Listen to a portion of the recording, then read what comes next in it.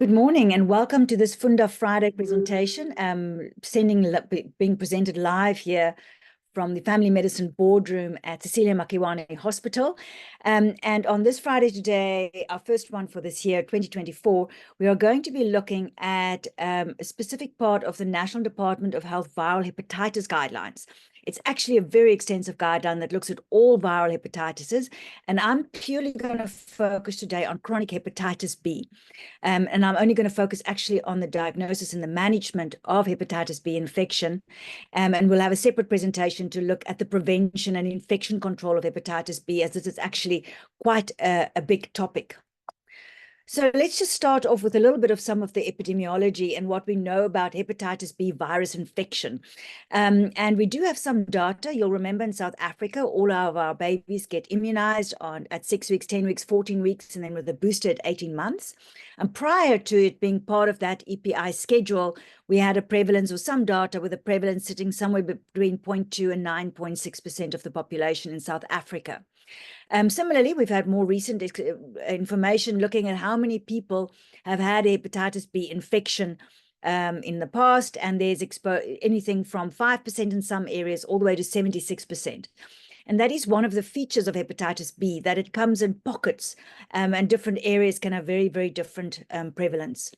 In a study that was done between 1995 and 2013, a lot of data that was collected at that point, we have a 6.7% prevalence in South Africa of hepatitis B serum antigen positive patients. And again, you can see that confidence interval very wide. So some areas as low as 3% and some areas as high as 25%. A little bit concerning is a study from KZN very recently that looked specifically at infants. So remember, this is now with our EPI, our vaccination schedules in place, and we still see 10% of those babies were hepatitis B serum antigen positive, with higher in the HIV positive part of the population. So why is this important, and why are we talking about hepatitis B? And the problem with chronic hepatitis B is the risk of complications. So about 15 to 40% of people who have this virus has a risk of developing either cirrhosis or liver failure, potentially even hepatocellular carcinoma. And overall, for people who have hepatitis B chronic hepatitis B, there's a 15 to 25% risk of dying of a liver disease related to that. Worryingly, and some data from the global front, is that most people don't even know that they have the infection. So a lot of people have chronic HBV or chronic HCV, that's the hepatitis C virus, and have never been tested and is not aware that this infection might cause them harm. And it's partly because of this kind of data that at the World Health Assembly in May 2016, a viral hepatitis global health sector strategy was created. And within that, there was a goal of eliminating viral hepatitis as a major public health threat by 2030. And South Africa took on that call and created this viral hepatitis guideline to see if we can improve the management of viral hepatitis. And they note, particularly in this guideline, that hepatitis B is a vaccine preventable disease. We always dream of a vaccine for HIV or TB, and we have this vaccine available for hepatitis B. Works extremely well, and yet we still have this challenge with children born with this disease. So there's an emphasis as well in the guideline, and we're not going to focus on the pregnancy side, but about screening our pregnant women, covering our pregnant women with some tenofovir in the 3rd trimester of pregnancy if they do have hepatitis B in certain scenarios, and bringing in the hepatitis B virus birth dose vaccine. We are doing that at the moment for exposed infants, but it's not yet across the board. And then also, how do we then limit the spread from our high-risk adults who might have been infected? What's important to understand about this guideline, it's a very comprehensive guideline. It's very well written. It's very evidence-based, but it's expensive. And the challenge is that it's been published on the National Department of Health website. It's a National Department of Health guideline, but it's not currently yet promoted in our EML. So the challenge is we don't yet have the budget or the funding to implement it in its full effect. And I think it might be one of the reasons that although this guideline came out in 2019 to work towards this 2030 goal, implementation in South Africa in the public sector is hardly happening at all. And it's partly due to challenges in terms of budget and partly due to the fact that it's actually very complicated. So we're going to try and demythicize hepatitis B today. And we're going to have to go back to understand the virus and to understand how we interpret all these viral results. And the hepatitis B virus is much more complicated than, for example, the HIV virus in terms of its progression. It's a double-stranded DNA virus, comes from something called the Hepatnaviridae family. And the scary bit is that it's able to survive in dried blood for longer than a week. So remember with HIV and a lot of our other bloodborne diseases, it's only when you are having a fresh fresh contact, for example, through a needle stick that then you might be at risk. But hepatitis B can happily live on your sink for a few days without you being aware of it. There are 10 genotypes, and of course, I don't know why, but South Africa always gets the bad ones. So we have mostly genotype A with a subtype A1 type, and genotype A is particularly the one that makes it more likely for you to get chronic disease and more likely for you to get hepatocellular carcinoma. So hepatitis B is, as we know, transmitted through bodily fluids, but much more infective than HIV, for example. So our main ways of transmission is perinatally. There's a lot of transmissions to mothers who are hepatitis B positive, especially if we're not picking those mothers up and covering them. And then there's a significant number of people who actually get infected before the ages of 5. So remember, I had that stats of 5 to 76% of people have had hepatitis B in the past. And a lot of those will be people who've had hepatitis B as a child, picked it up at the play school, maybe from a sibling or maybe from a playmate, sharing of personal items. You know, small children live in very closely in each other's spaces, or from, for example, traditional scarification practices. Hepatitis B is also extremely infective in our adult population through sexual contact, but it's different than HIV because most people, if they do pick up hepatitis B through sex, will usually clear the infection within a few months. And so our exact risk is actually quite unknown. It's quite difficult to measure how many people picked up their hepatitis B as an adult through sexual contact. But it is important to note that hepatitis B is much more infectious than HIV. So although you only have the virus for a few months, you have a very good chance of passing it on to somebody else.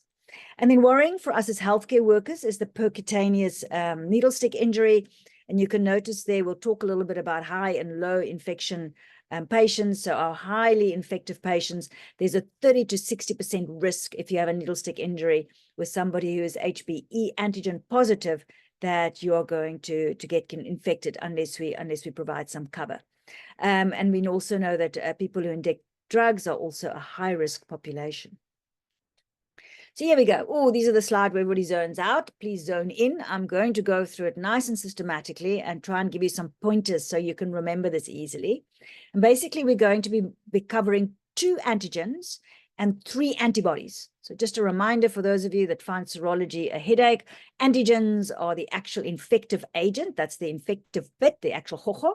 And the antibodies are the parts of our body fighting that, trying to clear those hohos. So in the world of hepatitis, there are 2 important antigens. The first important antigen is the key one, which is the hepatitis B surface antigen. It's the one on the left here. Let me get my marker organized. There we go. So there's our hepatitis B surface antigen. Appears quite soon after infection. And that's our first marker of infection. And whenever you see that, it means the person is infected and has active hepatitis B in their bloodstream. The second antigen there is the hepatitis B E antigen. It stands for envelope antigens. But I want you to, when you see the E, I want you to think of the word excessive, because this is where the virus is actively replicating. So you can imagine this little envelope, you know, as the hepatitis B virus replicates, and all these millions of envelopes are being shared everywhere. But if you have a hepatitis B E antigen, it means that there is a high rate of replication happening of that virus.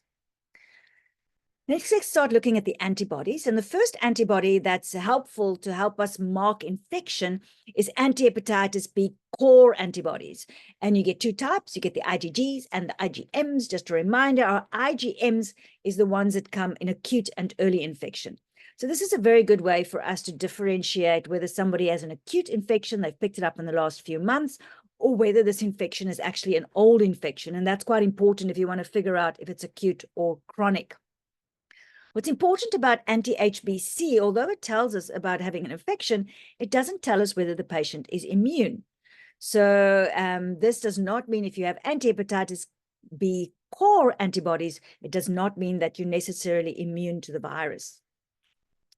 So the last two are the actual antibodies that does the brunt work in terms of immunity. So your anti-HBS, so that's actually the antibody that's going to clear that hepatitis B surface antigen, and our anti-HBS is the one that you will get once you are immune. So for example, if you've had an infection and you've recovered and now you're immune, you will have both anti-HBC and anti-HBS. But if you've been immunized, what we're looking for is that anti-HBS, and we want it in a high enough titer.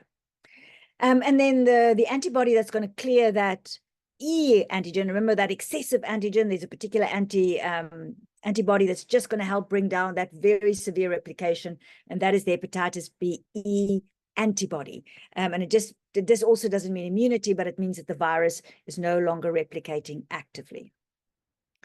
The other test that we do is that we can also do is our HBV DNA viral load, and you will see the guideline has that as one of the core tests to help us figure out where we are with patients. The challenge is in the public sector that this is very expensive and is still not a test that we are routinely doing. I will try and a little bit look at how one can moderate that in our settings. But there are patients where if you think actually an HBV DNA viral load is going to make a huge difference in how we're going to manage that patient, it's worthwhile to refer them to a center where it's possible to do that. And we do have only in the very, very big centers, there might even be the possibility of genotype testing as well as resistance testing. So if you have somebody where the hepatitis B results now come back, you do that normal serum antigen screen and it's negative, then there's sort of three possibilities. There's a fourth one called occult, and I'll talk about that a bit later.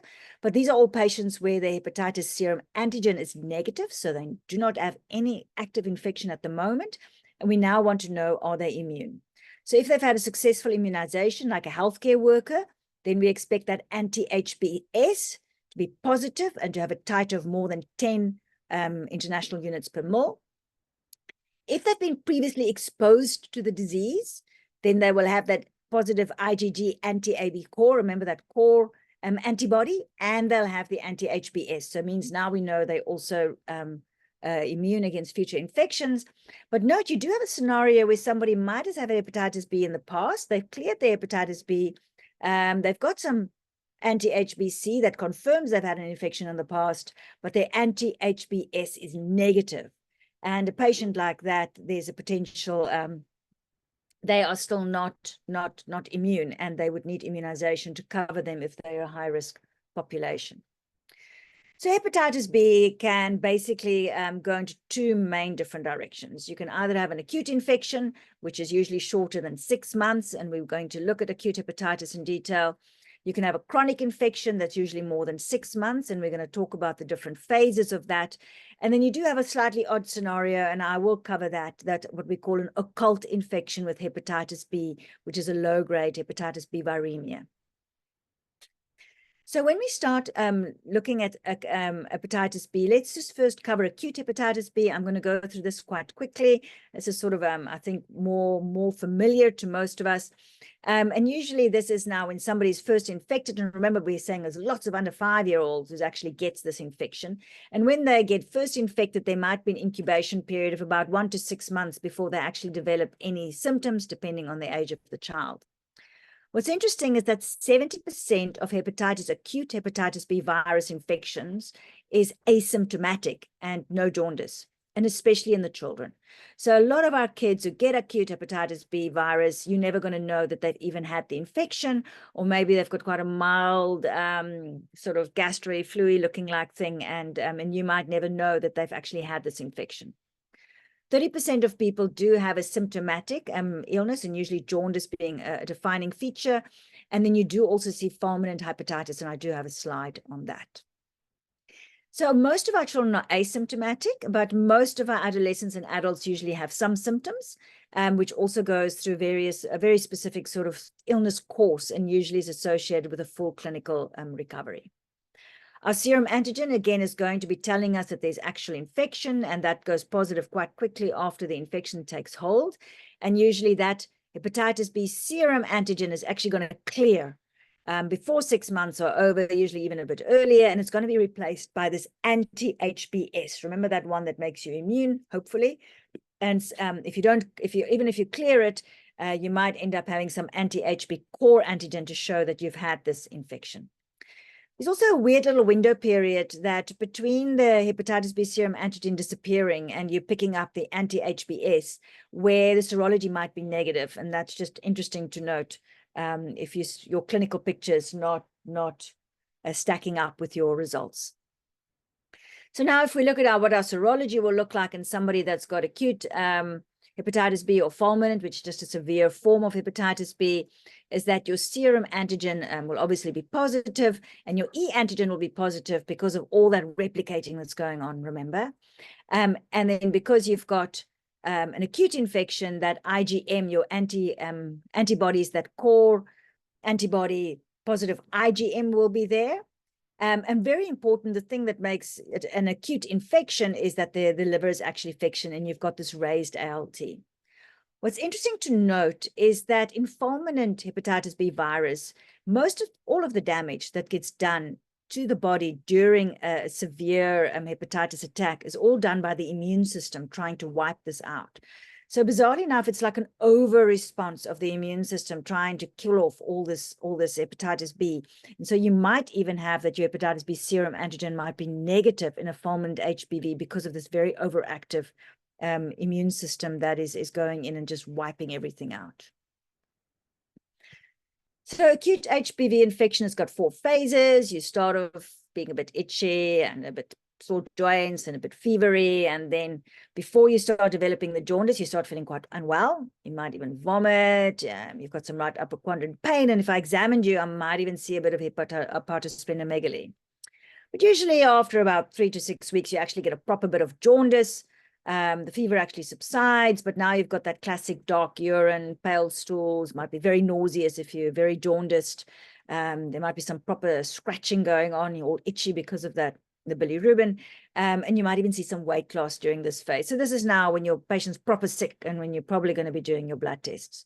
And then the patient recovers, and some people can recover quite quickly within a few weeks. Some people it might take longer, especially for your people who are not immune competent, and slowly all of the symptoms will go away and you will have a full resolution. Fulminant HBV should not be managed in a clinic or even on a district hospital setting. So if you're suspecting somebody has it, so this is somebody who's very jaundiced usually, you do your INR, and if you've got an INR more than 1.5 or any signs of hepatic encephalopathy, those patients need to be urgently referred, and they have very poor survival rates. Apparently the thing to do is liver transplants. But unfortunately, in our setting, most of our patients do not have access to that. And there's a whole list of horrible and varied complications you can have from fulminant HBV, and you'll see there it affects almost every single system in the body. And your job in the district is just to recognize this earlier and send this on. So when you manage acute hepatitis B virus, if you do actually diagnose it, whether in adults or children, most of the time they're going to recover quite nicely. Your children is usually even going to be asymptomatic. They'll recover, they'll clear their hepatitis B, they seroconvert, and all you're actually going to make sure is what's my infection control measures, is the partner's covered, is the household covered, etc. So that's our main support. But there are some patients where it might be worthwhile to consider some antiviral treatment. So for example, in patients with very severe disease, and especially if there's associated encephalopathy or there's acute liver failure, and you are looking at even liver transplants, and then important in your elderly and immunosuppressed patients. So if you've got somebody, so remember our HIV patients is already on treatment, but if you've got somebody who's on chemotherapy or having immunosuppressive therapy of some type, you might actually be considering it might be good to give them a little bit of extra cover.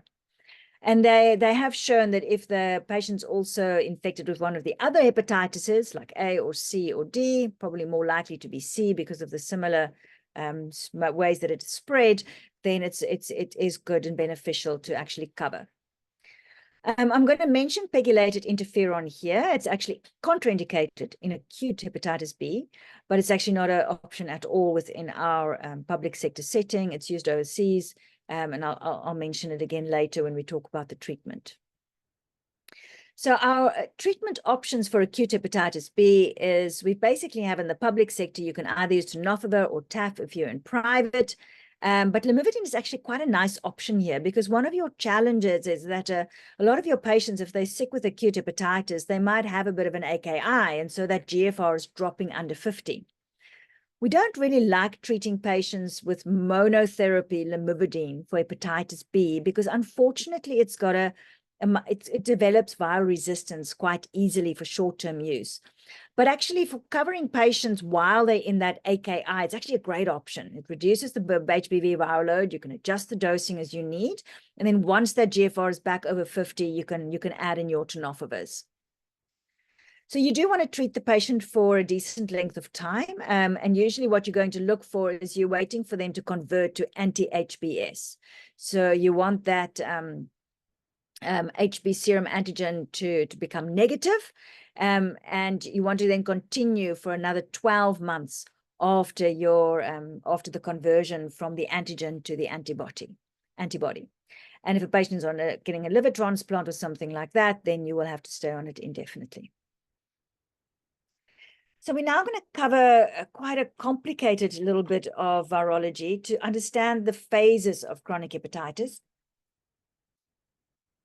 And the way we look at hepatitis is understanding that hepatitis is this battle continuously between the host's immunity and the hepatitis B virus. And it depends on who's winning that's going to give you the picture. And it actually gets quite confusing, because the bad guy in terms of damage to your body is actually this immune system.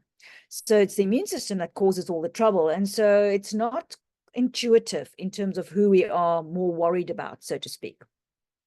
Another thing that makes it complicated is that this hepatitis B serum antigen, if you have a chronic hepatitis B serum antigen infection, this thing is quite insidious. And it actually digs itself into your DNA, and look at that word, covalently closed circular DNA, we can call it the triple C DNA, and actually inserts itself into your DNA. And if you see chronic hepatitis B serum antigen, it's a marker that you have actually got that triple C DNA active within that hepatocyte. And it's this triple C DNA that leads to chronicity and means it's actually impossible to completely cure somebody of hepatitis B virus. We also know that it's this incorporation into the DNA that actually makes you so much more likely to develop hepatocellular carcinoma. Now, what's interesting when we think in terms of chronic hepatitis B virus, and I realize I don't always realize this very clearly when I'm looking at my patients, is that developing chronic hepatitis B virus happens when we're little. So as adults, 95% of immunocompetent patients, so do notice that, so our HIV negative patients, if you get an acute HBV infection through sexual contact or whatever, you're going to clear that virus, and you're going to usually clear it within a few months, 95% of the time. That's quite dramatic. So when you're seeing somebody with chronic hepatitis B serum antigen positive, it doesn't mean that they've picked it up recently. Our definition of chronic hepatitis B is that they have to have had a positive hepatitis B serum antigen for longer than 6 months. And you can imagine most of the times when we do that screening, we don't actually know how long that patient's been positive. But look at this risk of chronicity, which is dependent on the age where you got your acute infection, right?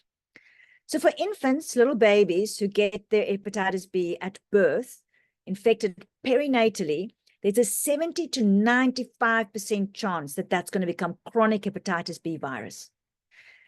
So you're only going to pick up that this baby has got hepatitis B probably in their 20s or 30s when you see them for the first time. So these patients might have had this infection for 20 years plus before you're actually going to pick it up. The next phase is then the small child. So children between 1 year and 5 years, there's a 25 to 50% chance that if they pick up that little hepatitis B at the play school, there's a 25 to 50% chance that that is going to become a chronic hepatitis B. And again, we might only pick it up once they're adults. Once you're between 5 to 20 years, that risk drops significantly. So there's only a 6 to 10% chance that your acute infection will become chronic. And look at that for adults. So only 1 to 3% of all adults that are infected over the age of 20 years old is actually going to end up with a chronic hepatitis B virus infection. So most of the chronic hepatitis B that we are managing in our immune competent patients, our HIV negative patients, probably been picked up when they were children. So this is just another way of saying the same thing. When they looked at seroprevalence studies of hepatitis B serum antigen, they found that it is the same prevalence in children between the age of 5 and 9 as there is for adults. So by the time of 5, you're pretty much those that have gotten chronic has already got their chronic HBV. So these are the phases we're going to cover. They have given them these names, and the WHO has given them different names. I find the names a little bit confusing. There's immune tolerant, immune clearance, immune control, and immune escape. They all mean clever things. There's too much immune words in there. And I'm going to very much call them phase 1, phase 2, phase 3, and phase 4. Easy way to remember them. And you can see, although they've got this lovely timeline and on what happens over time, don't worry, we're going to cover each phase in detail. It's not quite such a time-bound timeline. So people can jump between the phases. So for example, you can be in phase 2 and go back to a phase 1. You can jump from a phase 1 to a phase 3. It's not such a clear, steady progression. And this can make it confusing when you're busy assessing your patient. So we're going to cover each of the 4 phases separately and explain to you what happens during each of the 4 phases. And as I say, it's counterintuitive. So phase number 1, for example, during early infection. So this will usually be our children who've now picked up their little hepatitis B infection from play school. It's become a chronic hepatitis B. So this is no longer acute hepatitis B. This is after the 6 months has passed. And basically what's happening is your virus is replicating and your immune system is just ignoring this whole scenario. It's going, I don't care. I'm just going to pretend it's not happening. And because the immune system is not responding, the body is actually managing quite well, even though you've got a lot of replicating virus. So phase 1 is still hepatitis B E antigen positive. Remember that E stands for excessive. So there's a lot of replication happening. Actually stands for envelope, but you know what I mean. And your anti-HBe is not clearing it yet. So that's still going to be negative. And look at that. Your HBV viral load is very high. Definitely more than 200,000, often more than 1 million. And that's what I mean with it being counterintuitive, because when you look at that, you'd be quite alarmed when you pick up a viral load like that, but actually the patient is quite well and the ALT is normal. So the immune system is not causing any trouble. And so you have this massive amount of virus that you're wandering around with. The problem with this, of course, is you're extremely infective. So now you've got this child who's been infected when they were 4, 5, 6, 7 years old. Now they're growing up, they're 11, 12, they're playing rugby and doing all kinds of things. And they've got siblings, little siblings at home. And there's a very good chance that they're going to be able to spread this virus to people in their environment. So it's typically the first 10 or 20 years of the chronic hepatitis B. And so young adults, you might still pick up in this phase or at the end of this phase. So our next phase now, the immune system is finally waking up and going, oh, hold on, maybe I should try and do something about this. And unfortunately, it just makes things worse. So your host immunity is starting to respond. And the way it sorts out the problem is it just wipes out the liver cell. So it directly attacks the hepatocytes to try and kill this virus. And it does that obviously through inflammation. So it causes this massive inflammation. And then the body heals through fibrosis. And this is actually what eventually is going to cause cirrhosis of the liver. So again, these patients are still HBe antigen positive. There's still a lot of virus around as well. The war is just intensified. They're still anti-HBe negative, but that viral load is starting to drop. So it's no longer 200,000. It's sort of over 20,000. So it's still relatively high, but not that extreme high that we saw at the beginning of infection. You can see it's busy dropping there. And the ALT is increased. So we can now see that the liver is taking strain. And that becomes important because this now makes the patient vulnerable. So this is typically now 20, 30 years after they've been infected when they were kids. So this is the people we are seeing who's literally in their 20s or in their 30s, and you're picking up their serum antigen infection for the first time. And they can have this ongoing liver injury in this phase as the body tries to fight this infection. very worryingly, because these are quite young patients, during this phase, there's actually a possibility that the individual can progress directly to hepatocellular carcinoma, especially once they're in sort of in their young 30s and they're in this phase. And that is without the patient having had cirrhosis first. So you don't have that classic cirrhosis developing into cancer. There's a direct route in because of this DNA sitting in those cells. So our third phase is called the immune control phase. And now the immune system is actually getting the full team on board because our anti-HBe is finally coming into the party. So remember, these are the guys who's going to clean out that excessive hepatitis B antigens. And now we go hepatitis B antigen negative, and the anti-HBe is now positive. We've managed to convert. And now the DNA, the viral load, is finally dropping below 2,000 international units per mole. And that's the lowest it's been since the beginning of the infection. And the ALT is now normal. So this is almost the most stable phase. People aren't as infective, for example. The liver is not having any damage done. And the patient is clinically stable. And these are people who are now already, again, they've had this infection since they were children. They might be in their 30s or 40s or even early 50s during this phase. And I think a lot of our patients, which we're screening, so you've got your HIV positive patients, for example, we might be picking up who's in phase 3 of their illness. Just to recall, there's little replication of virus and there's little damage to the liver during this time. But it also doesn't always stay like this. And unfortunately, during the fourth phase, there's what they call immune escape. Your immune response gets a bit tired, gets a little bit weaker, and you start having these little flares that are happening. So the viral load flares up. You're still hepatitis E antigen negative. There's not that much virus. The anti-HBe has cleared that up, but your viral load starts going up. So the hepatitis B DNA goes over 2,000 microunits per mole. And during the flares, the ALT can be normal, but quite often you'll have these little ALT spikes. And you can even sometimes have an anti-HBc IgM that may be positive. Remember, this is the one to do with acute liver failure. Acute hepatitis B. So, for example, you might have a patient to come in as jaundiced. You do the bloods. You see they've got hepatitis B serum antigen. It looks like an acute picture. And then when you do your bloods, you might even see a bit of IgM there.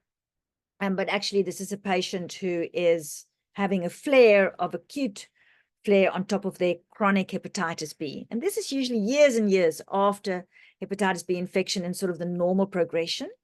But one of the challenges, of course, is that with HIV, this whole thing just gets messed up. And this phase might be much earlier, for example, in an HIV positive patient. And again, one of the problems is every time you have a little spike and the ALT goes up, so the immune system is nailing that virus, you're, of course, causing damage to that liver. So what is the outcomes of having a chronic hepatitis B infection? So it's helpful to know that some people do still clear, they can cure themselves of hepatitis B. About 0.5% of patients, usually in that phase 3, they've cleared the anti, you might actually end up going hepatitis B serum negative eventually, and you might develop anti-hepatitis B serum antibodies that clears that.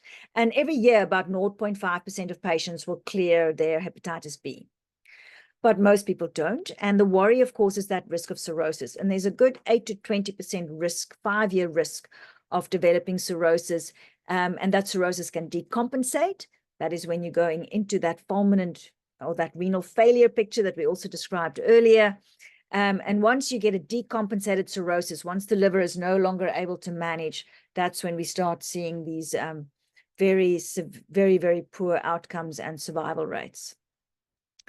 And then hepatocellular carcinoma, one of the risks, especially when that viral load is running a little bit higher. So during those phases where the viral load is over 2,000, there's a risk that can actually trigger a carcinomatous process. So there's definitely a risk when people are still in that phase 2. Remember, with that HBe antigen positive, that phase 1 and 2.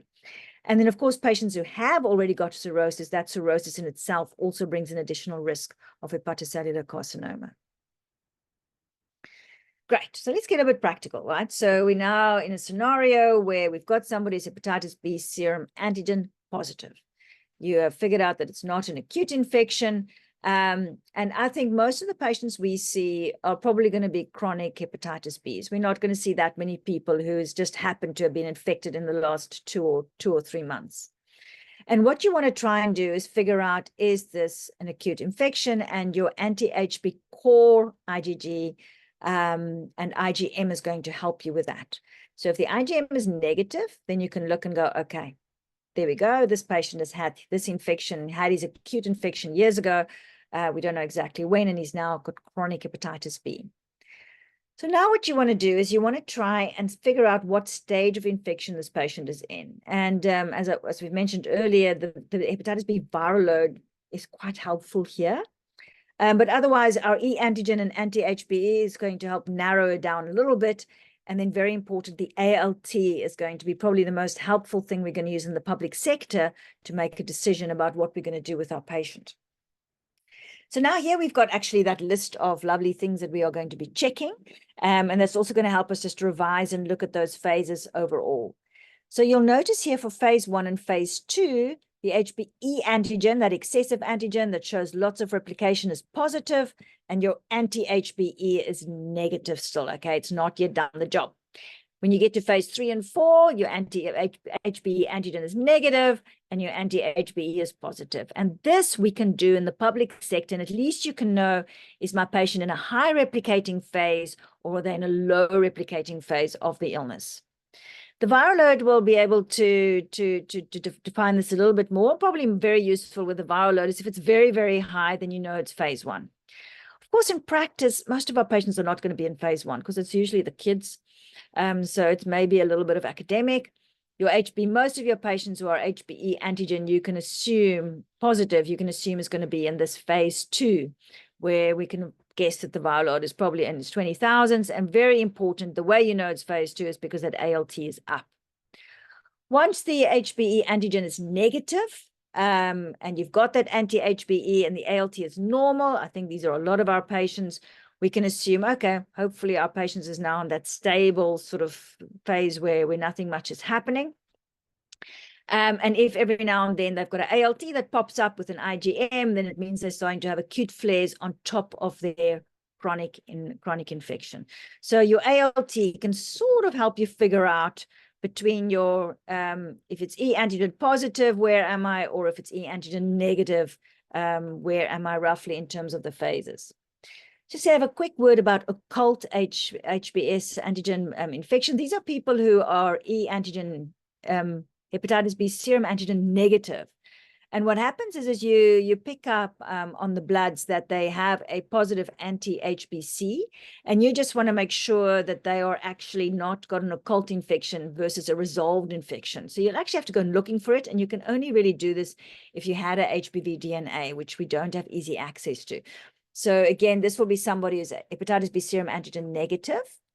You can see there's an infection in the past, right? Because they've got that core IgG in the past. For a resolved infection, your anti-HBs may be positive or negative. But your anti-HBs will definitely be negative for an occult HBV, because it hasn't actually completely cleared that virus. But very important, for a resolved infection, we expect that viral load to be undetectable, where with an occult hepatitis B virus infection, there would actually be detectable virus, even though it would be very low. The only place which is as important is for people who work in dialysis units or people who work with chemotherapy. You want to know if you pick up that that patient has got an IgG, a positive anti-HBC IgG, and is not immune, you might want to do a viral load to see whether there's a risk of that hepatitis B flaring if you start them on immunosuppressive therapy. Right, so no, great. We have been doing our hepatitis B antigen screenings. What do we now do with these results? So one of the things we think about is like, who are we actually going to screen? So which HIV negative patients especially do we need to double check whether they've got hepatitis B serum antigen positive? And in the guideline, there are very clear directions that we need to be able to identify high-risk groups for vaccine. And I think that's something we can do in the public sector and what we need to focus on. And of course, our healthcare workers, I would hope you are all very aware and that you are clear that you've not got hepatitis B, and if it's clear that you've got yourselves immunized.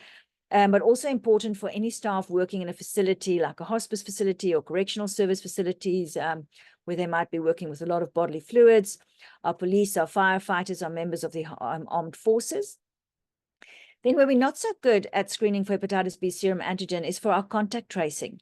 So if you diagnose somebody with hepatitis B serum antigen positive, you want to go check who's living with them in the house, and you want to check them all for serum antigen and immunize those that are not covered. And very much you want to cover the sex partners, of course, of those patients. High-risk groups like persons who inject or use drugs or men who have sex with men, they need to have the vaccine, so you would also screen them first. And any person who comes to you because they're concerned about an STI, so they possibly are having unprotected sex, they qualify for the vaccine, and you would do your hepatitis B serum antigen screening first. Less uncommonly is people who have lots of blood transfusions, end-stage renal disease, transplant candidates, that's for our bigger hospitals. And then, of course, all people with HIV, we do a hepatitis B serum antigen. And we are quite, in the guideline, they say anybody who wants the vaccine can have it. You're traveling a lot, or you're a rugby player, professional sport, and you want to get yourself covered, that is, you can have the vaccine. And so in all of these patients, you might do an hepatitis B serum antigen screening test before you vaccinate them. So now you've screened your patient, he comes back hepatitis B serum antigen positive. How do you now assess this patient and also decide if you're going to put them on treatment? So firstly, you need to obviously take a good history, do a good examination, find out if there's any actually history of having had a hepatitis infection in the past. And you want to look for any stigmata of liver disease, and you want to look for red flags of hepatocellular carcinoma, for example. And there's some extrahepatic manifestations you can look for as well. Then you want to do some blood. So this is the normal suspects. You will obviously do your liver function tests. Remember, we're looking specifically for an ALT. Serum albumin is useful, our full blood count and creatinine. Our platelets is going to come in useful. We'll talk about that later. In your very sick patients, you want to do your INR. Very important to do an HIV on anybody that's got hepatitis B. So then you're going to do hepatitis B bloods. And if you look on the NHLS form, there's two things you can tick. There's clinical hepatitis, and then there is hepatitis immunity. And if you tick those two, they're going to give you these top three. They're going to give you the two antigens, the surface antigen and that envelope antigen or that excessive antigen. They're going to give us our anti-HBe and anti-HBc, IgG and IgM, and our anti-HBs. And this is going to be able to help you get a very good idea of where your patient is at. And ideally, it'll be lovely to do that viral load, but you probably won't have access to that. Then there's some cofactors that you want to look at as well. So is there any other things that makes their livers more vulnerable? Do they have other hepatitis infections? Do they have some other liver diseases like fatty liver disease? Do they have hemophagocytosis, too much iron in that liver? And are they perhaps on other liver heavy drugs that's having an effect on that liver and has already got an impact on that ALT, for example? And then there's some weird and wonderful. We'll talk quite a bit about alpha-fetoprotein and ultrasound of liver in terms of when we use that for screening, for example, for hepatocellular carcinoma. Liver biopsies is very much used overseas because it helps to actually guide treatment. We don't have that option in our setting. And if you've got somebody that might have cirrhotic patients who might have varices, then endoscopy would be indicated there. So what's the plan in terms of what are we going to do? What do we want to try and achieve with therapy? And the challenge with hepatitis B, and in that way it's a bit like HIV, is that you can't actually cure it.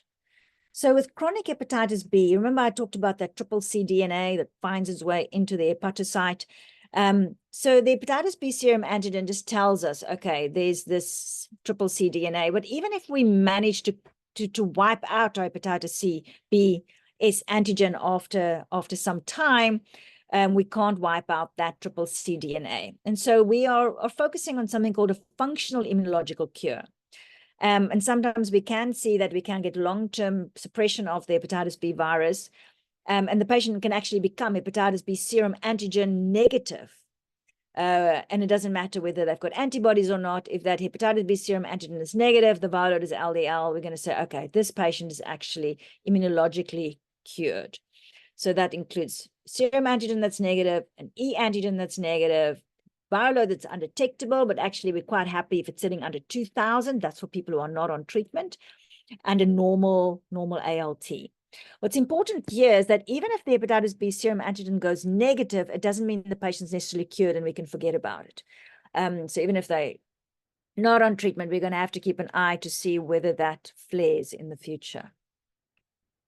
Our idea, obviously, is to try and prevent these long-term complications like cirrhosis and chronic and carcinoma. And if we do have patients that's going to have immunosuppression of any kind, we want to make sure that the HBV doesn't flare up. And of course, in all our HIV patients, we want to treat both the HIV and the hepatitis B and get dual viral suppression. So the indications for treatment, and this is where it gets complicated, because at the moment in practice, we're not actually treating any of our HIV positive patients who are hepatitis B negative, I don't think. Without the viral load, it might feel a bit more complicated to identify them, although I think the ALT can be quite helpful. I'm going to cover the principles, and I'm going to cover what the guidelines recommend. The guidelines slightly not contradict themselves, but they sort of give two messages. They give various messages of in which patients can you stop treatment, for example, after 12 months or only use selectively. And then they've got another whole paragraph where they say, well, most people with chronic hepatitis B in South Africa will end up on lifelong treatment. And I think the reality is if you look at all the criteria for lifelong treatment, a lot of our patients might actually meet that criteria. So a little bit confusing in terms of who gets what. But very clearly, anybody who's got clinical evidence of cirrhosis you want to cover. Anybody who's got chronic hepatitis B in that phase 2. Remember, that's the phase where your immune system wakes up and starts nailing your liver. And phase 4, when you start having those flares. So both of these, what's helpful will actually be true. You will actually know that this is an issue because your ALT goes up. So I think the ALT could be quite helpful. Anybody who's going to have immunosuppressive therapy. And then they've got a recommendation that if patients are over 30 years, and especially if there's early signs of liver fibrosis, or if they've got very high viral loads, then you might want to consider these patients for treatment. And again, we don't really have the viral load option. We'll talk a little bit about how can we possibly identify liver fibrosis to identify these patients. If you do, however, have a patient where there's a family history of hepatocellular carcinoma or cirrhosis, because it does have a genetic component as well, or if there's extrahepatic manifestations already of this disease, then it might be a good idea to cover them as well. For our HIV patients, all HIV positive patients who's got hepatitis B must be treated, and thank goodness the treatment's exactly the same. So fortunately, that side is covered. So this is just a slide from the WHO, and you can see they recommend that we treat this phase 2. And phase 4, you might be, if you see reactivations during that phase 4, you'd want to treat that, and you want to treat anybody with cirrhosis. Just note that they also don't recommend, you don't need to treat phase 1, which is usually when our children are at. The treatment we're using is called the nucleoside and nucleotide analogs, NUC or NUC for short. And there is another option, which is this pegylated interferon alpha 2A, very posh. But a liver biopsy is mandatory to identify the correct patients. There's a whole lot of criteria in the guidelines. It's not available in our setting, and I'm therefore not going to talk about that. Our favorite drug is tenofovir, and notice that we treat it with a monotherapy tenofovir. So it's only a 300 milligrams tablet a day. This is for an HIV negative patient. But remember, with tenofovir, we can't use that dosing if the eGFR is under 50. And so if the patient's got renal problems, you could possibly use reduced dosages, but then you might want to combine it with something else. The drug that we can classically use for people with renal issues is TAF, which is not available in the public sector, but we do have quite good access to it in private. And then in private as well, there's a drug called entecavir, which is also problematic in the lower GFR. So usually in private, you'll use TDF if it's got a good GFR, and if they don't have a good GFR, you would use TAF. And then lamivudine is a good option. So you can use lamivudine as a monotherapy. It's only 100 milligrams a day if people are HIV negative. But there's a 20% risk of resistance already at 6 months if you're using lamivudine as monotherapy. So in renal dosing patients, for example, if you've somebody got an eGFR of under 50, especially if it's an AKI and might recover, then your lamivudine is a very nice short-term option. And if you're going to have it to use it long-term, it might be useful to look at whether one can use the tenofovir in the reduced dosing or whether one can access TAF in combination with lamivudine. So when you go into the guidelines, there are these tables. They make our heads ache. I'm going to try and simplify them. And what I'm going to do is I'm going to focus on the principles, because a lot of this is a little bit posher of what we can achieve in public sector. But the principles will help us to identify patients that might actually need to get treatment. So we're just going to go through this. So this first page here and these 4 different scenarios here are patients who are hepatitis B E antigen positive. Remember that excessive antigen, that phase 1 and phase 2. And the top one here that is somebody who's in phase 1. So these are actually usually our children and teenagers. These are people who were infected during play school years, and they've got very high viral loads. Remember, we won't be able to identify these, but usually we won't be able we won't even be picking up this age group. And actually, this is the one group where they're saying we actually don't need to treat. This is the one where the immune system is ignoring what's happening and your ALT is completely normal. So in a patient like that, if you do pick up a young 12-year-old or 14-year-old, for example, that's hepatitis B serum antigen positive and E antigen positive, you can assume they're probably in that first phase. And what you're going to do is you're going to regularly monitor that ALT. And that hepatitis B antigen. And as long as the patient's ALT is okay, that's absolutely fine. There's always a proviso that if there's other risk factors like family history, if they're over 30 years with some fibrosis, that you might want to treat anyway. The next 3 categories there are people where the ALT is going up. So remember, that's the phase 2s, hepatitis B E antigen positive, but now the immune system is starting to get a little bit overexcited. And if it's still under 2 times the upper limit of normal, so that's 70 on my NHLS forms at the moment, then you might use it if you can't figure out if there's another cause for that ALT to be up. So you'll look if there's any other reasons for that ALTs are up.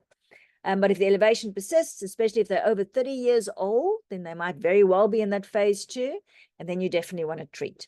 And you can see here they give that option that you actually give it until 12 months after they've converted to anti-HBe and the viral load is undetectable. So we actually want to try and prevent that fibrosis cycle that is happening. So that is if you've got a low-grade sort of ALT that's up, but as soon as that ALT is more than 2 times the upper limit of normal, you want to treat our patients. So I think an easy principle, if you don't have a viral load, is that if you've got a patient who's hepatitis B E antigen positive or negative, and it starts affecting the ALT, you might want to strongly consider treating those patients. You do get some patients, if you were able to do a viral load, where you would notice, oh, my viral load is busy coming down nicely. And maybe they're about to convert actually to HBe antigen, to the antibody, and that HBe antigen is about to clear. And all of this is always based on look for fibrosis. If there's other possible risks or causes, consider treating. So the principle is treat when there are other risks. So great. So that's our first group. So our second group here is now the HBe antigen negative patients who's in that 3rd phase. So remember that 3rd phase was fairly innocuous, nothing much happens. Immune system is sort of, viral loads are quite low. Again, we might not have access to these.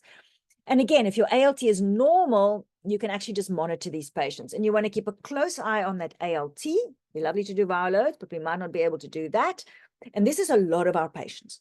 So if you have patients who's hepatitis B serum antigen positive, E antigen negative, ALT normal, you're just going to be keeping an eye on that ALT. And if the ALT starts going up, then again, you're going to try and figure out, is there anything else that might make their ALT up? Do they have other risk factors, like they're a bit older or they've got some fibrosis? And then maybe you would also consider treatment.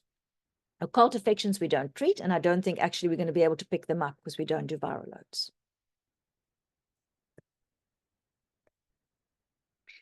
So lastly, our phase 4s. So now these are guys who still hepatitis B antigen negative, but the viral load is going up. Again, we don't know that the viral load is going up, but we're monitoring that ALT, right? And when we see the ALT is busy starting to go up, especially if it's more than 2 times the upper limit of normal, these people need treatment, and they need treatment lifelong. And I think our challenge here is we're going to struggle to really differentiate. Well, actually, you can differentiate from the phase 2s because they E antigen negative, remember? And these will usually be your older patients. So these might be your guys who's in their 50s and 60s. They've actually had this disease for 40, 50 years now, and it's starting to influence the ALT. And somebody like that, you actually not only want to put them on treatment, you want to put them on treatment for life. So in the guidelines, you will notice that they have these very complicated little tables and algorithms on who gets for the 12 months after anti-HBe conversion and who gets the lifelong. So I just sort of covered that as compare and contrast. So if you've got HBe antigen positive patients, and now you've put them on treatment, and eventually the ALT is normal and the viral load is LDL, they are the best candidates actually. They're phase 2, they're still early on in the infection, they're quite young people, and you would just treat them until 12 months after that anti-HBe seroconversion, and then they've gone into phase 3. Remember that innocuous phase 3. So you can actually consider stopping that treatment, and then every 3 months, you're going to, ideally, you'll be looking at the viral load. In our setting, we'll be looking at the ALT. So you'll keep on watching to make sure that that thing is not flaring. And it's usually your younger patients, so they definitely phase 2s probably. There's no complications, no fibrosis, no other risk factors. And this might be a good possibility for our younger HIV negative, hepatitis B serum antigen positive patients. But patients in the guidelines, it makes the statements that most patients that we're going to see who are HIV serum antigen positive are probably going to lead lifelong NUC. And they make the statement that, of course, the challenge is when you stop the NUCs after you've started it, there's a real risk of a hepatitis flare when you then stop that treatment. So you might put these people on lifelong NUCs, and they might only once the patient's hepatitis B serum antigen goes negative. So not the E antigen, the surface antigen goes negative, and the viral load is still LDL, which we can't do. Then you might consider actually stopping the NUCs. So they do say if you can't do the viral loads, then you can consider once the patient has been hepatitis serum antigen negative for 12 months, and I have seen patients like that who's managed to clear their own hepatitis B serum antigens, you can also consider to stop treatment as long as you keep on monitoring them. And they do make the statement, if you can't monitor a patient for reactivation, so you will just monitor them doing the hepatitis B serum antigen and probably your ALTs. If you can't do that, then rather just keep them on treatment. Great. So what treatment are we giving? So as I've mentioned earlier, we like to use monotherapy. We covered the medicines. This is the indications for when we're combining the NUCs. So we can either treat them with monotherapy, and that works very well. But some patients you might want to give a combination. So we've mentioned the renal scenario. So if your patient has got unstable and renal patients, you might use your lamivudine. And hopefully you can eventually, once the kidneys recover, you can add your tenofovir, or you might be able to add your tenofovir at reduced dosing. All liver transplant patients need a combination of both. All HIV patients need a combination of both. Some patients, you might start them on that tenofovir and they're just not responding. And then you can also put a second drug in there, and if there is known resistance. So how do we now monitor this patient? So you've got your hepatitis B serum antigen patient. Maybe you now have identified, okay, actually, I think he has chronic hepatitis B. I've identified which phase he's in. I've identified whether I'm going to treat him or not. And then how often do I now monitor him? So this is the challenge. Ideally, when you're putting them on treatment, the idea is that you're going to be doing your viral load. So you can do a baseline viral load, a 12-week viral load, and then every 6 to 12 months, and you're going to head for an undetectable. And what you want to know for lamivudine, you want to make sure that by 6 months that viral load is suppressed or at least under 2,000. And for tenofovir, you want to make sure that by 48 weeks, it's still going down nicely and staying under 2,000. And this is a challenge when we use NUC therapies, that we can't actually monitor the viral loads. If you have patients where you have decided not to put them on treatment, or any patient who's still in the hepatitis B E antigen positive phase, so they're in phase 1 and 2, you're going to need to monitor that hepatitis B E antigen to at least know when they've gone into phase 3. And that's sort of helpful in terms of knowing what you need to do for your monitoring. If they do convert to anti-HBe, you just want to check 6 months later that they're still in that phase. Remember, we mentioned you can pop between the phases. If you've got somebody who's HBe antigen negative, so they're phase 3 and 4, if we could do a viral load and the viral load is under 2,000, we would call that disease remission, that sort of very quiet phase 3. And if your DNA was LDL, you could do your hepatitis B serum antigen. They mentioned 6 monthly, and we might have to be able to do that to see if the patient has actually cleared themselves of the infection.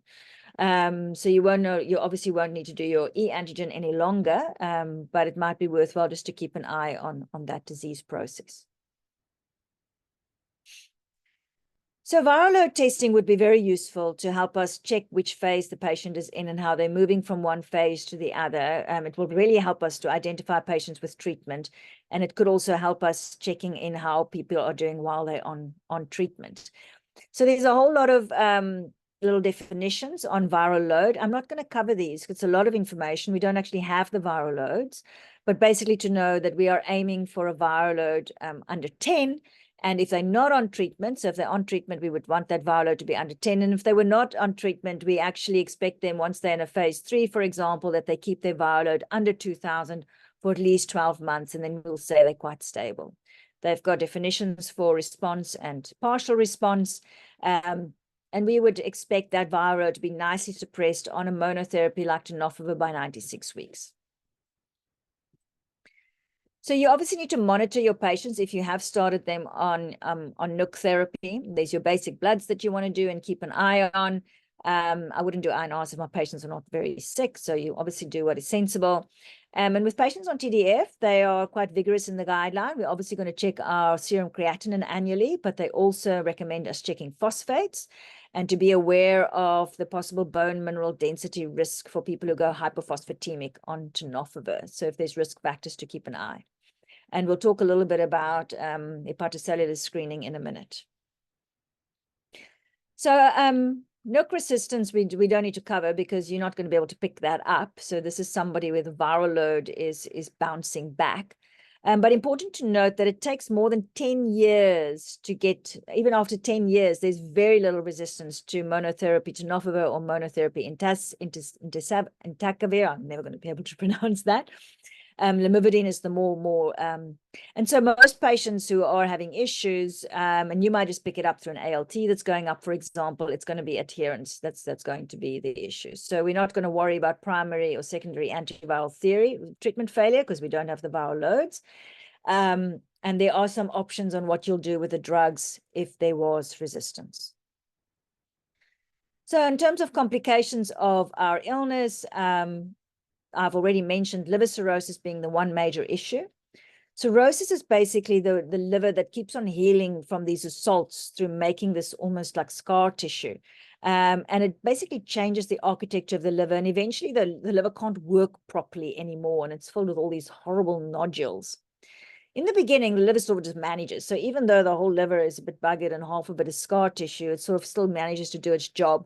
And then there comes a point when it suddenly can't do its job anymore. And then you have all those features of liver failure. So how do we assess liver cirrhosis? And the problem is obviously by the time the liver fails, decompensates, then it's quite easy. But we want to pick it up in the early stages when there's just fibrosis. And in the first world, liver biopsy is always done in these patients because, as I said, also can lead you towards your interferon treatments, which can be very effective if you know what you're dealing with on your biopsy. But that's not an option for us. But there's actually these what they call non-invasive tests to assess liver cirrhosis. And I want to make you aware of something called the APRI score, which is a blood. It's a little calculation you can do on all you need for it. It's the ratio between your AST and your platelets. And so you do your little, it's actually on all our calculators, they have this particular score, and then they'll give you little results as well. And you can see if you've got a score then more than 2, then we think you might have cirrhosis. But there's problems, obviously. We can't pick up everybody that has cirrhosis with the score. And of course, lots of things can mess with the score. The other thing that we can do is transient elastography. This is just an ultrasound of the liver, but it's a technician has to be able to know how to do it. And it's also called a fibroscan, and that's quite an advanced skill that some radiographers have and able to use to judge the elastography and therefore how much fibrosis there is in the liver. So the APRI score obviously is problematic if you have people who drink a lot, because it's going to muck with that AST result, if they've got DILIs from other drugs, if there's hepatitis flares, if they've got congestive heart failure. So the score is not perfect. But the WHO do put the APRI as their preferred non-invasive test for looking for fibrosis. And the reason why this is important is if you do find any evidence of fibrosis and you've sort of excluded other causes of that increased ALT, that might be enough reason for you to justify putting your patient on treatment. Hepatocellular carcinoma is in South Africa common, especially in our rural-born and rural living Black men. And a fifth of all cancers among men in sub-Saharan Africa is hepatocellular carcinoma. So it's a real problem. And you can see there's some genetics there that makes trouble. It's the kind of hepatitis B virus that we have. And there's also specific dietary things. And of course, HIV does not help. So these risk factors mean that we do see a lot more hepatocellular carcinoma. And there's coexisting cirrhosis in only 60% of patients. So 40% of patients with chronic hepatitis B virus is going to go to hepatocellular carcinoma without having gone through the phase of cirrhosis. So we want to look for it. Hepatocellular carcinoma has got a very poor 5-year survival rate, especially if there's a non-resectable tumors. And we can pick this up. So not perfect, but if you combine serial serum AFP with a liver ultrasound, there's a 70% detection sensitivity for hepatocellular carcinoma, which is not bad. So in patients where we are considerably worried about that risk, this would be something that you would do in an ideal first world setting. And I think the liver ultrasound is probably the biggest challenge. So this is the recommendation from the guideline. If you had the access to these, you would want to do a 6-monthly serum AFP as well as a liver ultrasound in all chronically HBV infected individuals older than 30 years. And the reason for this is that worry about those phase 2s, remember, where they have still E antigen positive and they've got those repeated assaults on the liver, and they can go straight to hepatocellular carcinoma. Anybody's got cirrhotic liver disease, so that's why it would be important to also do our little scores, and people who's got a history of HCC. So let's just a few slides on specifically HBV, HIV co-infection. It's all very boring because we know all of this. We know HIV makes everything worse. And the same with hepatitis B. It causes more acute failures, it causes more chronic disease, it causes more cancer, it causes more hepatotoxicity. It's just a bit of a mess, really. And just to remember, we quite often think of HBV and HIV as these two things that go together, but actually usually people pick them up at different times in their lives. So usually they're going to get the HBV when they're kids, and then HIV infection only comes in much, much later in life. So remember, these are chronic hepatitis B patients. Most of them had got it when they were kids. So the hepatitis B also makes the HIV worse. So if you have somebody who's not on treatment and they get hepatitis B and they've got HIV, it's going to make their disease progress much quicker.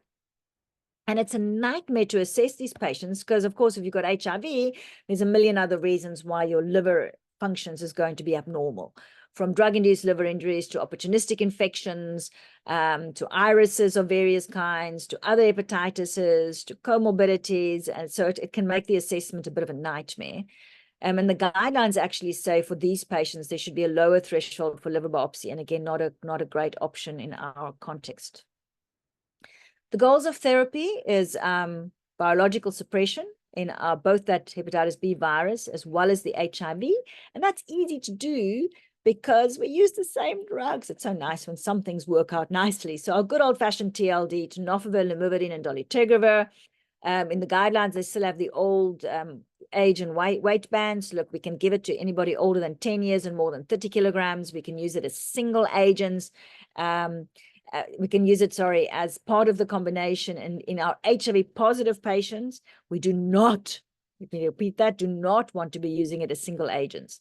So I've mentioned lamivudine as a single agent is a nightmare because you're going to eventually end up with resistance against lamivudine.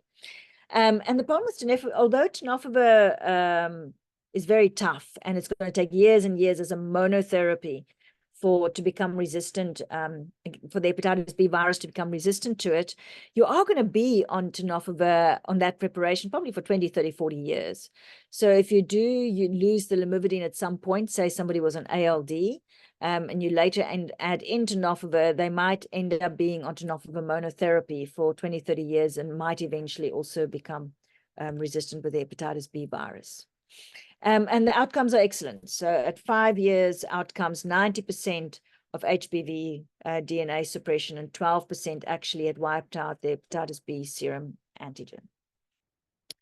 Just watch out for hepatitis B virus when initiating patients not on tenofovir, and hepatitis B reactivation after you discontinuing treatment. I'm not going to talk about hepatitis C virus superinfection. Just watch out. The two are not a good combination, so you want to keep an eye on those. Last couple of slides on healthcare workers and children, and then we can close off. So just for our healthcare workers, having an HBV infection does not mean that you can't work as a doctor or as a dentist, as long as you've got a nice viral load that's undetectable. And that might be worthwhile, one setting where it's worthwhile to get that viral load done, to give yourself and your organization confidence that you can work in those settings. And therefore, if you're HIV negative and you're hepatitis B positive, you might very well want to be on tenofovir long term. In our children, as we've mentioned, most of them actually would have already picked up their hepatitis B when they tip in young. Mostly we don't know it. It's typically benign. The guys overseas like the idea of biopsying these poor children. We don't do it in our setting. But if you've got somebody who's hepatitis B antigen positive and the ALT is continuously high, it might be good to treat them, and only until they've actually cleared that hepatitis B antigen. So we would not treat children long term. And again, we're not going to be able to check the viral load, so we'll just keep an eye on the ALT. Children, we've got a little bit of a challenge because we can only start using our tenofovir once they're over 10 years old.